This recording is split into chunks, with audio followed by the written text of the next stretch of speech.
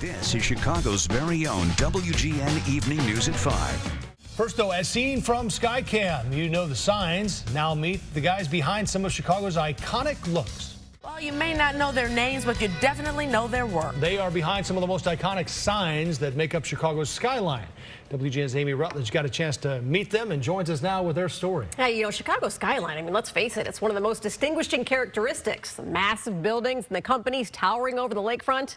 Well, one company in particular has been working for decades as a not-so-small piece of that skyline, as we saw from SKYCAM.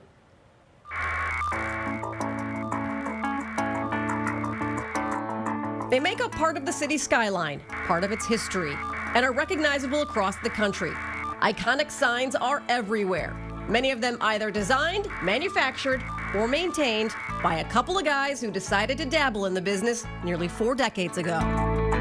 We rented a small garage at a golf range for $100 a month, low ceiling, no running water, no bathroom.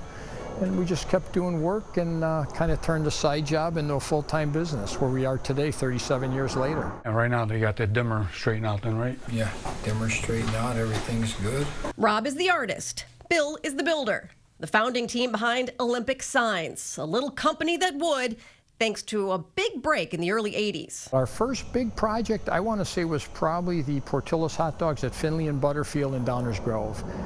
Dick Portillo gave us a chance. That is the original Portillo doghouse. At their 30,000 square foot facility in Lombard, a graveyard of company history waiting to be recycled. That's the mobile from the Oasis over at the Des Plaines Oasis. So they had us keep that for parts. The red canopies are from Hardee's. Joe Fish in Chicago, Portillo's Honey Jam, we used to be Portillo's Honey Jam, the Chicago Prime Cut Steak.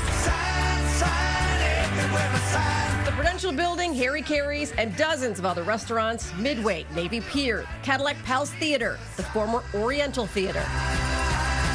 We just recently redid the Oriental Theater to the Nederlander, which was a huge project, and actually we worked some of the days during the polar vortex, which wasn't fun. The Drake Hotel, that's ours. That's been totally redone.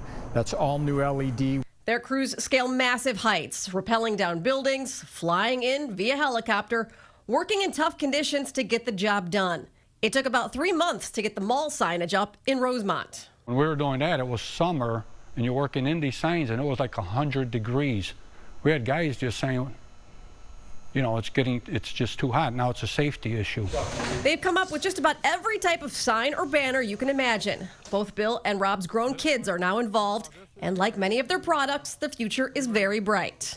But what's up with the name?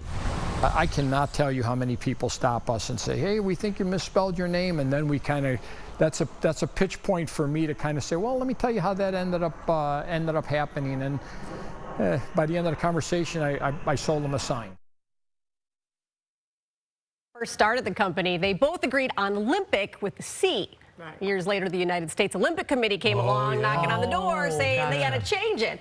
They waited a few years and ultimately changed it to a K, but by then the original name was already on a number of their trucks and signage. So that's why you see some Ks and you see some Cs. It's not misspelled. And I saw the C that was left over kind of rusty there from before. Right behind it. Yeah, exactly. That graveyard was cool. It's very cool. I mean, they have literally done a piece of every little corner of Chicago and Chicagoland history. They didn't do the WGN sign, though, did they? I don't think so, but they did do Tribune. Oh, well, there you go. Yeah.